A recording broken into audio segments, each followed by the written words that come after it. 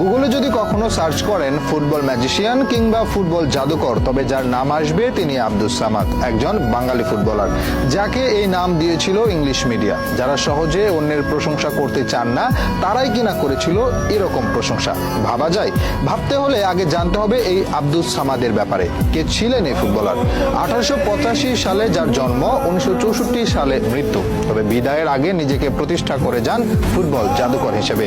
তার football career নিয়ে যতটা আগ্রহ মানুষের, তার চেয়েও বেশি অবাক করা কাণ্ড করতেন মাঠে বসে। বলা হয় তিনি কখনো মাঠে মনোযোগী ছিলেন না, আনমনে ঘুরে বেড়াতেন, মাঠের মাঝে বাদাম খেতেন, যখন ইচ্ছে হতো গোল করতেন। সবার কাছে গোল যখন আরাধ্য ব্যাপার, তার কাছে যেন ইচ্ছের মতো, মন চাইলে গোল করব, না চাইলে করব না, এরকম একটা স্বভাব নিয়েই পার করেছেন ক্যারিয়ার। তার জীবনে একটা অন্যতম এক অদ্ভুত কাণ্ড হচ্ছে, একবার রেফারিকে চ্যালেঞ্জ করেন গোল পোস্ট ছোট বলে। লড়াইটা ছিল ইন্দোনেশিয়া একাদশ আর ভারতীয় একাদশের মধ্যে। তুমুল প্রতিদ্বন্দ্বিতাপূর্ণ ম্যাচে খেলছে দুই দলেরই তুখোড় সব খেলোয়াড়। চেষ্টা চালালেও কোনো পক্ষই গোল করতে পারছে না। ঠিক সেই সময় ভারতীয় দলের একজন খেলোয়াড় প্রতিপক্ষের কয়েকজনকে সুন্দরভাবে কাটিয়ে শট করলেন গোল পোস্টে।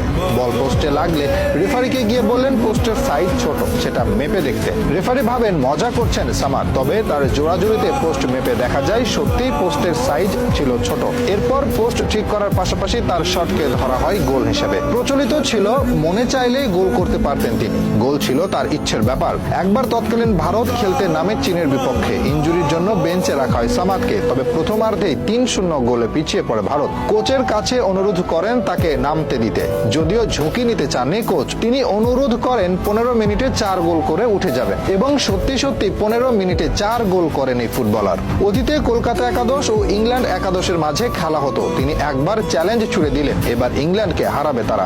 অহংকারী ব্রিটিশরা কথাটা ভালোভাবে নেয়নি, তারা চেয়েছিল ভারতকে বরাবরের মতো গুঁড়িয়ে দিতে। তবে এবার আর সেটা করতে পারেনি, উল্টো হজম করে এক হালি গোল, যার নেপথ্যে ছিলেন সামাদ। তার এরকম পারফরমেন্সে বিমোহিত হয়ে শেষ পর্যন্ত তাকে ফুটবল জাদুকর হিসেবে আখ্যা দেয় ব্রিটিশ মিডিয়া। এরকম আরো অসংখ্যবার অদ্ভুত পারফরমেন্স দেখিয়ে আলোচনায় ছিলেন তিনি। দুর্ভাগ্য যে সেই সময় ইন্টারনেট ছিল না এত আধুনিক ক্যামেরা, নয়তো এই প্রজন্ম জানতে পারত কত বড় একজনকে মিস করেছি আমরা। 1938 সালে ফুটবল থেকে অবসর নেন তিনি। এরপর 1947 সালে দেশ ভাগ হয়ে গেলে তিনি চলে আসেন পূর্ব পাকিস্তানে। তিনি বসবাস করতে শুরু করেন দিনাজপুরের পার্বতীপুরে। জীবনের বাকিটা সময় এখানেই কাটে তার। এখানেই মারা যান 1964 সালে। এই প্রজন্ম মেসিকে জাদুকর ভাবলেও অতীতে জাদুকর হিসেবে পেলে, ম্যারাডোনা আখ্যায়িত হলেও ফুটবলের আসল জাদুকর ছিলেন এই আব্দুস সামাদ।